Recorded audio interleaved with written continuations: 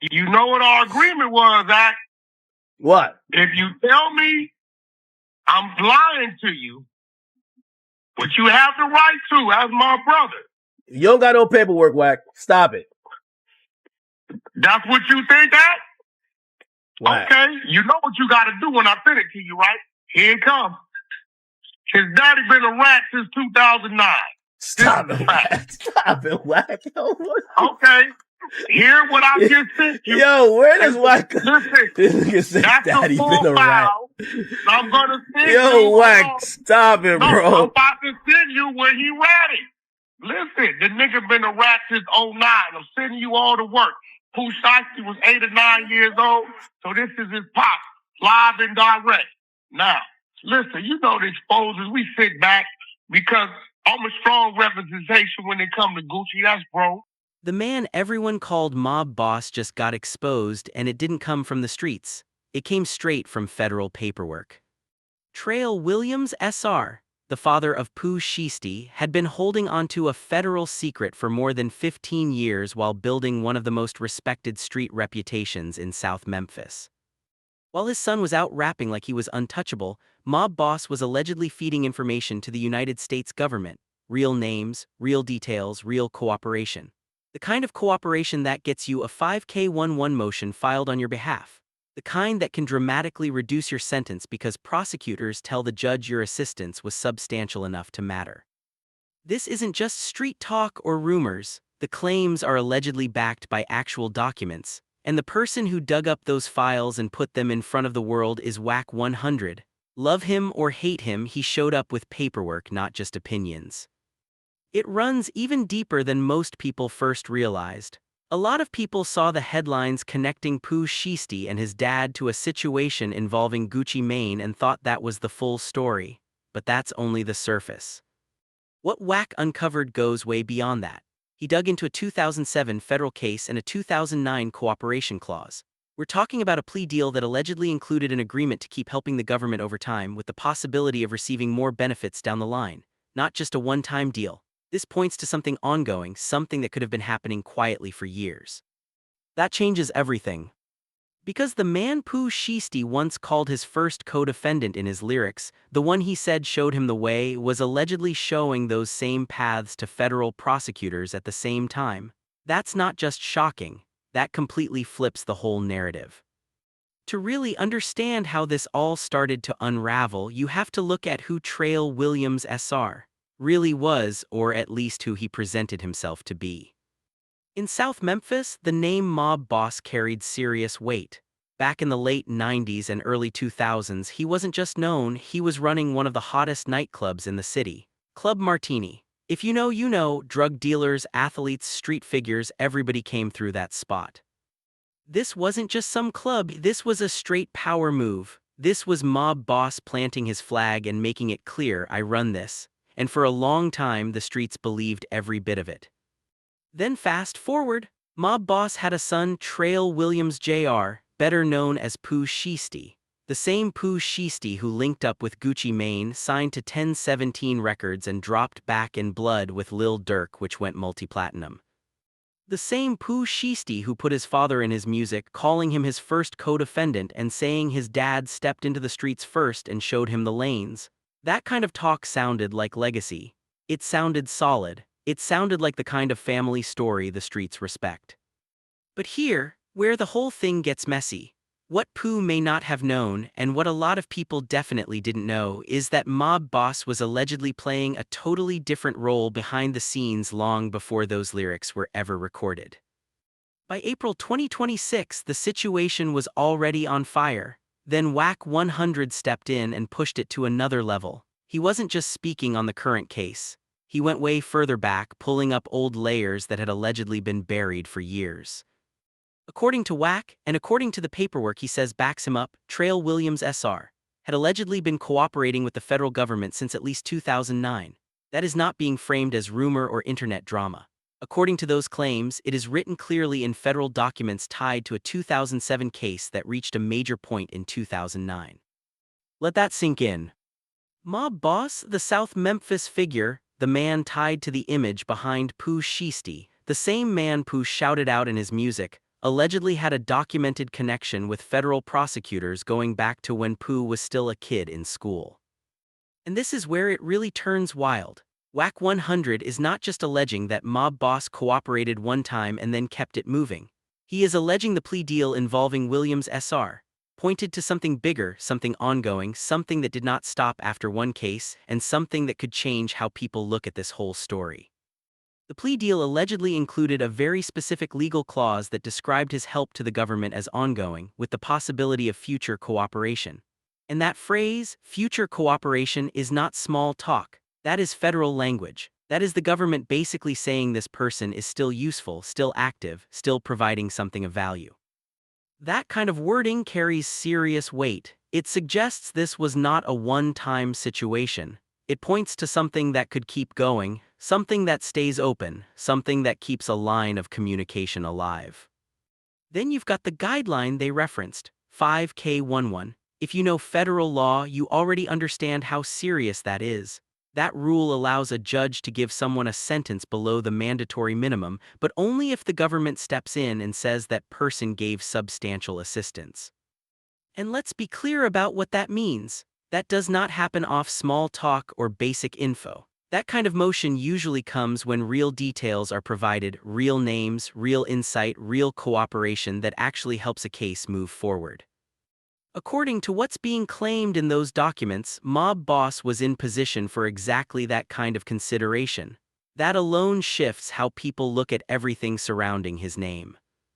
Now circle back to that earlier situation, the shooting where his sister was hit while he walked away unharmed. That moment already felt intense, but now it hits completely different when you line up everything that came after. Think about the timing, think about who was present and how it all played out, then look at the decisions that followed. Because from that point on, it's being suggested that mob boss may have moved closer to working with the same system the streets always warned against. Nobody can ignore the reality of a situation like that. When family gets hurt, that is serious and personal. But at the same time, when someone has built a reputation for years, when their name carries weight, when their image is tied into the streets and even into their own son's music, every move after a moment like that gets looked at differently.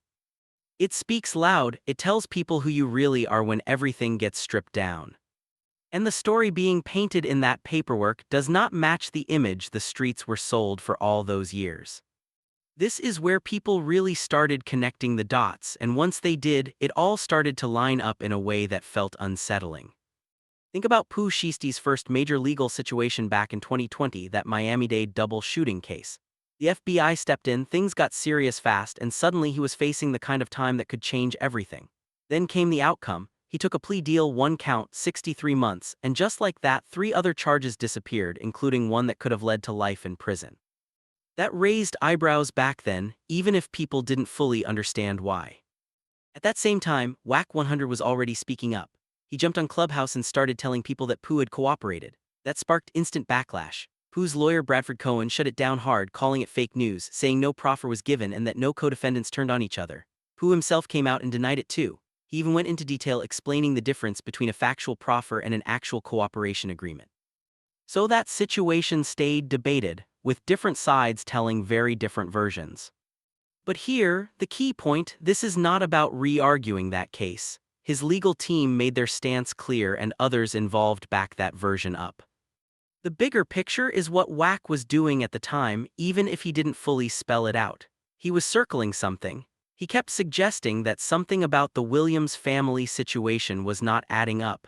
He kept pushing the idea that there was more going on behind the scenes than people realized.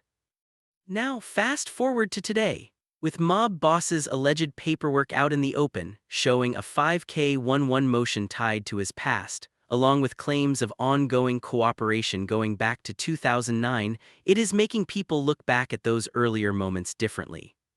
Suddenly, the question is not whether Whack was completely right back then, it's whether he was pointing in the right direction just at the wrong person.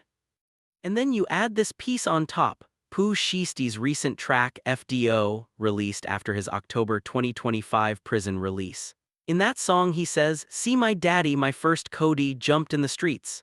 And hearing that line now with everything else being said hits in a completely different way. He showed me lanes, gang, That is what he said. He really put his dad and his lyrics as his co-defendant, his day one, his foundation. And now look at the situation. They are both actually co-defendants in a federal kidnapping case, standing side by side in handcuffs. That is the kind of twist nobody expects. Sometimes lyrics feel like they predict everything before it happens, and sometimes real life flips the whole script in a way nobody saw coming. Because the picture being painted now looks nothing like what those bars made it seem like. Now let's slow it down and really look at what they are being charged with, because this part alone is serious even before you factor in everything else. On January 10, 2026, 3 music industry professionals traveled to Dallas, Texas. They were told it was a meeting about a recording contract tied to 1017 Records, Gucci Mane's label. On the surface, that sounds like normal business, something that happens all the time in the industry. But according to the Department of Justice, the situation allegedly went completely left. Prosecutors claim Pooh Shiesty and 8 other individuals turned that studio session into something much more serious. It is alleged that a weapon was pulled, and that one of the individuals was forced to sign paperwork releasing rights from a recording contract under pressure. The allegations continue. Others involved are accused of taking high-value items like watches, jewelry, and cash. One person was reportedly put in a chokehold to the point where they almost lost consciousness. Now step back and look at the full scope. 9 people charged with federal kidnapping and federal robbery, charges that carry extremely heavy consequences, including the possibility of life in prison. The feds confirmed that Gucci Mane, Roderick Davis, identified Pooh Shiesty as a man who robbed him. Gucci Mane identified Pooh Shiesty, pointed a gun to his head. And according to the Department of Justice, Trell Williams Sr., mob boss. And according to the Department of Justice, Tree Williams Sr., mob boss, allegedly played a role in planning and carrying out the entire situation. That alone adds another layer to everything people thought they knew. Now here's the part the internet cannot stop talking about. Gucci Mane, identified in the federal complaint by his initials RD, is said to have cooperated with investigators in this case. He reportedly identified Pooh Shiesty and Big 30, described what Pooh was wearing, and gave details that helped build the case. As soon as that came out, people started digging up an old Gucci Mane Instagram live. In that clip, he said he does not deal with police and keeps everything in the streets. Now with this new situation, that old statement is being looked at completely differently. Same clip, new context, totally different reaction. But let's be real for a second. There is a big difference between street conflicts and what allegedly happened in that studio. Walking into a business meeting and then being put in a situation involving threats or force is not the same as a personal dispute. Those are 2 completely different worlds. That is why the conversation is shifting. It is not just about who said what or who did what in the moment. The bigger question being pushed, especially by WAC 100, is about patterns, about history, about who may have had a longer, more documented connection with federal authorities. And according to the claims tied to that paperwork, the focus keeps circling back to mob boss. That is the name people keep bringing up as more details come out. The internet definitely did not ignore this either, not even close. Right before the arrest, Pooh Shiesty had posted a video showing off a new luxury Mercedes. In the caption he wrote, "It's only right," after his music saw success. After the news broke, that comment section changed fast. Some people were saying, "Free him." Others started pointing back to lyrics, and a lot of people were just shocked, trying to process how everything escalated like this. Because this is someone who already served over 5 years in federal prison. He came home in October 2025, and within just a few months, he was right back in federal custody, now facing another serious situation that could change everything again. Allegedly, all of this was happening while he was still on a residential reentry program, still under federal supervision, still in that phase where you are supposed to be easing back into normal life, not stepping into another serious situation. And at the same time, his father, the man known as Mob Boss, is now sitting in a cell too, facing the same kind of charges with a federal history that goes back years before Pooh ever touched a microphone. That is what makes this whole situation feel heavier, because this is not just about one moment. It stretches way back, long before the fame, long before the deals, long before the spotlight. WAC 100's call with Academics spread everywhere, clips, reposts. Debates, it was all over. People started arguing about whether the paperwork was real. Others broke down what 5K11 actually means. Some even tried to connect past incidents, including what happened with mob boss's sister, to the bigger picture being discussed.